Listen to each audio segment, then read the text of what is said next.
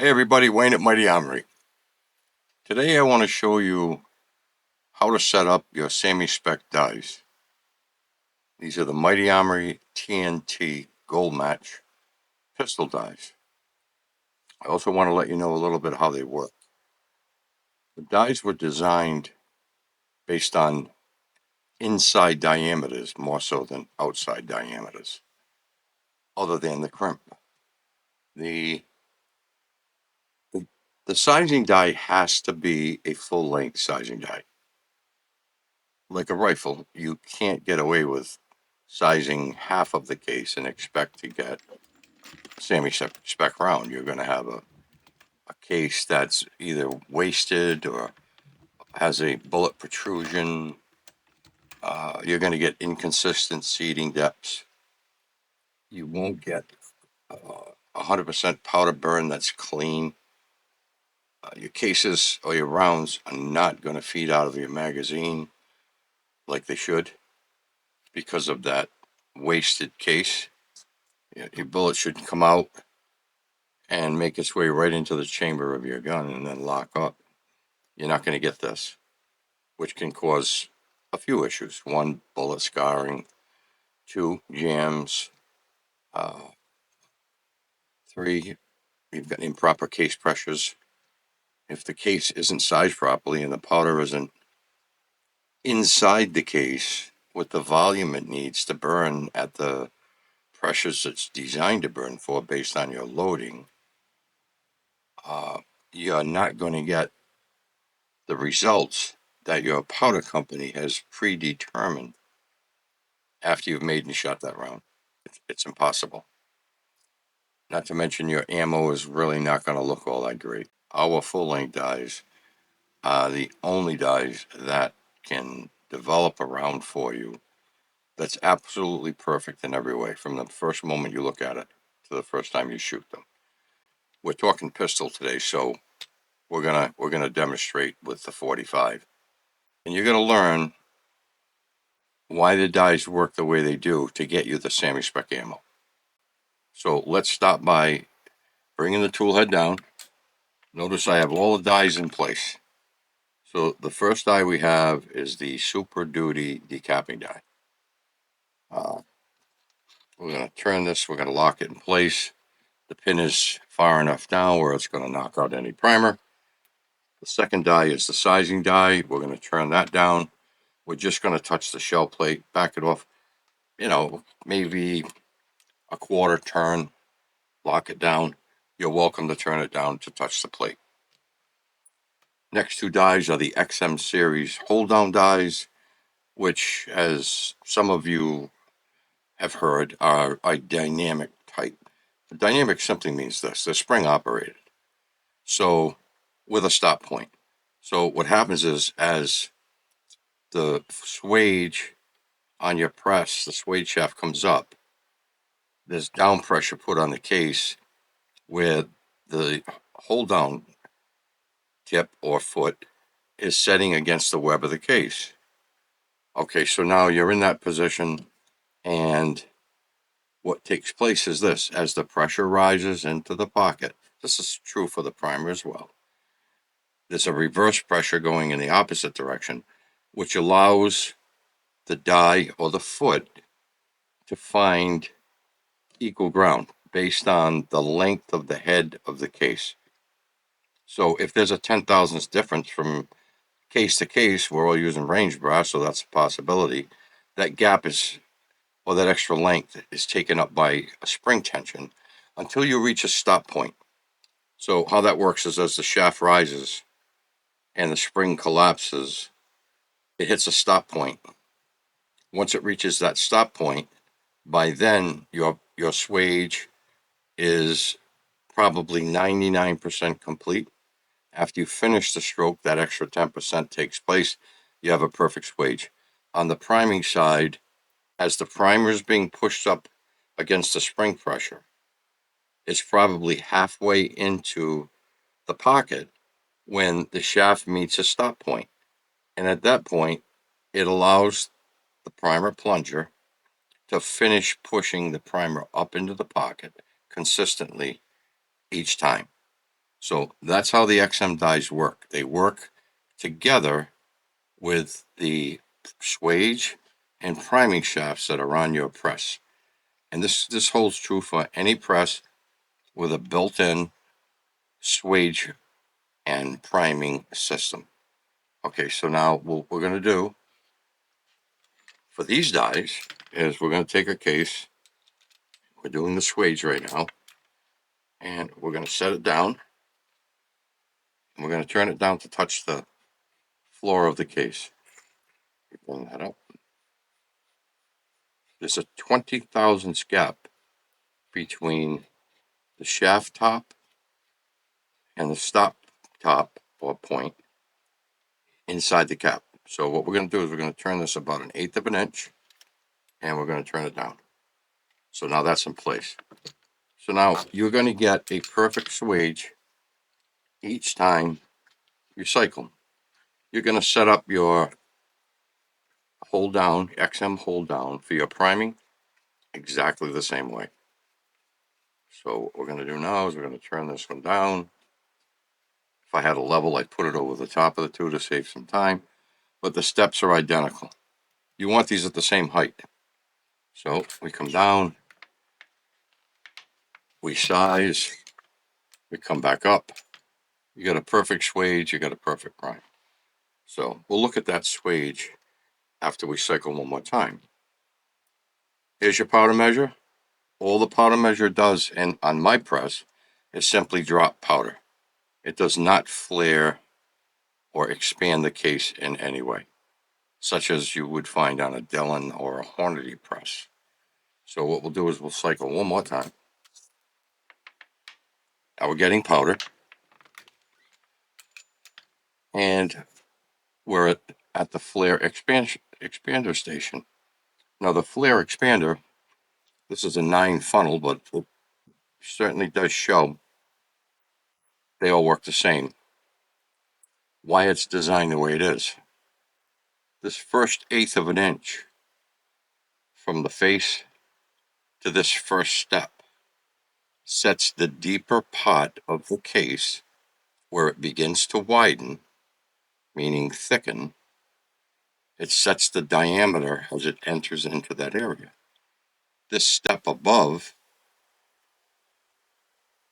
what it does is it prepares the area within the flare that your bullet is going to set on. So when you have a stack of bullets and you drop one or you hand set it, what that shape is going to do is keep that bullet positioned nice and straight. You can actually drop a bullet or set a bullet with a touch of pressure, take the case out, turn it upside down, and the bullet will not fall off the case. So it's all pre-measured, it's all ready to rock, and it sets the diameter below the area on the flare where that bullet is sitting and holding tightly to 3 to 4 thousandths tension. So when you seat your bullet, you've got a lot of tension, which gives you consistent COLs. The other benefit to using our seating die now is that consistent COL has a lot to do with your seating stem. We don't use a stem. We use a barrel that we designed. The barrel is angular from the mouth, maybe 3/8 of an inch up. At that point, the shape that's been machined into the bullet barrel has been designed based on more than 25 different bullets that we check the diameters, radiuses, lengths, angles, and so on, and we overlaid them. When we did the overlay, we found 2 contact points for each bullet on those diagrams that we created. So whether you're round nose, flat nose, defense round, hollow point, parabellum, doesn't matter. The seating barrel will take hold of the bullet perfectly and hold it in place so that when you push down, as you lower your ram onto the bullet and seat it into the case, it's perfectly straight, and you have extremely consistent COLs. This is a steel barrel. We replaced the original Delrin barrel with this design, and I've gotten a lot of positive feedback from it. It really does a great job. You can trust in it with every stroke of that lever. The next thing is the crimp. The crimp die is going to be preset number. So you have your sizing, your flare preset number, your seating, and your crimp preset number. So if you set up within those numbers, you can't make a mistake. It's very easy to do. Those numbers will be listed below or on this video for 45. We'll also do a video for 9mm, 38 Super, 38, 357, 40, and then some of the new rounds we're going to offer for pistol. So we have a lot more coming over the next three to 4 months. We've got a really nice array of dies coming in the near future. But getting back to your setup, we'll start here. Okay, so we're gonna flare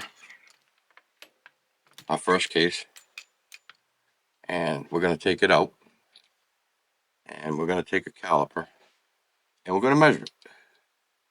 So right now I've got 467.5 on the outside, and just below that flare, I've got 442.5. The bullets we're using today are Armscore, and these are 450 and 5/10. So just under 451. So what we'll do first is we're going to seat that bullet right there. Oh, so it's a little too tight. So what we do is we go back under the flare. We're going to remove this case, and we're going to turn this die down just a little bit. Okay. Bring this up a little. Let's check this flare.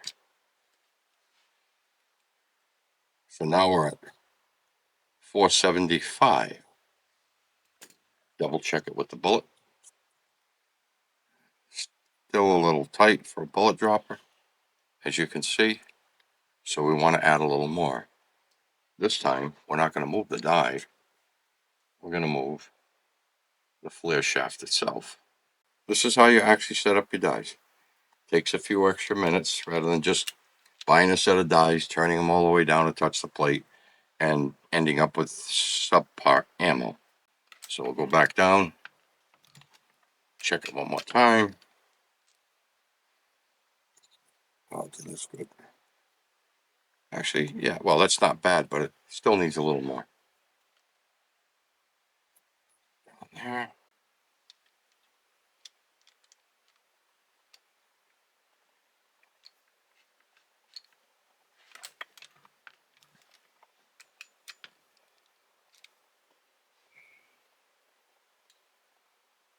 Yeah, it's perfect.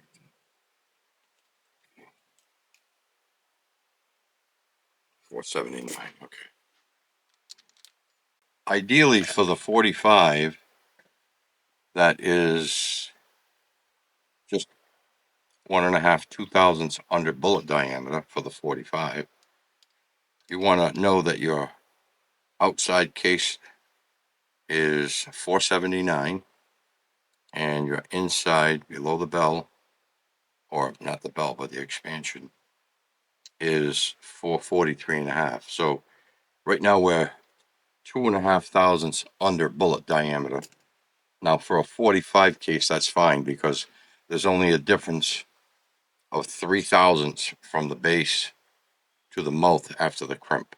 That's your SAAMI Spec diameters, okay? So when you seat into this case, you might think, well, I've only got 2.5 thousandths holding tension. but you don't. You have more, and I'll tell you why. You have 2,500 here on the case, but down here, you probably are holding 4, because the case on the inside, it widens because of the angle of the brass. At the same degree, it widens on the way down. So the further down the case you measure on the inside, the tighter the chamber of the case becomes. So now what we'll do is we'll just double check it, turn it upside down, and you can see it's not moving. Okay? So we're going to go to the seating die. We're not using the dropper here. We will on the next cases. And we're going to set seating depth. So right now we're obviously too high. So let's get this down, this die down at least 1/4 inch below the plate. And then we'll adjust for length. Yeah, that's good. We'll lock this down here. That's fine. Just turn that down for now. We're going to come down, and we're literally going to turn the case, the barrel down, and push the bullet into the case. Here's where it gets a little tough. So once that tightens up a little bit, you want to bring this up. You want to remove the case, and then take an overall measurement. This looks pretty good by eye. 1.251. Close enough for me. Now you'll notice this flare is pretty much gone. This seating die has folded back at least 85% of that flare into the bullet. So when this goes into the crimp just finishes the sizing, folds back that little bit that's left to get you to SAAMI, to get you to gauge properly, and adds another thousandths tension. So we'll hit that there, and then we'll take this out, and we'll get a measurement around the lip of the case to see that we're in spec. So 469.5. Sounds pretty good to me. So now we get a case gauge. Just to be on the safe side, I use Sheridan's, and she drops right in. So now, without a doubt, you have a perfect SAAMI Spec loaded round. If ammunition companies, big companies, Federal, CCI, Laser, Nosler, Norma, you name it, were sizing with undersized dies, I guess that would mean it was better, but that's not the case. They're using SAAMI Spec dies. My ideas are different from their designs, their die designs, their presses, because they have to work on an indexing press, and they have to be consistent. So what we've developed for you are pistol sizing dies that will load around, that looks just like this, that you can go to the range with and shoot and say, I didn't know I was this good a shooter, or, man, my gun's a lot more accurate than I thought it would be. Not to mention, when you look at the round, the round can't help but impress you. This isn't a brag. This is a fact. I've been reloading for many years. I shot competition for many years, and I dealt with all the issues that a lot of other people are still dealing with today, and I solved them with this design. So, happy loading. Enjoy your time at the ranges and loading, and get into competition shooting. It's a lot of fun, even if it's bullseye, run and gun, steel challenge, whatever the case may be. But nonetheless, stick with Mighty Armory for the best ammo you possibly make on your press. You will be happy about it. You will be glad you made the move. Thanks for watching, and hope you enjoyed the video.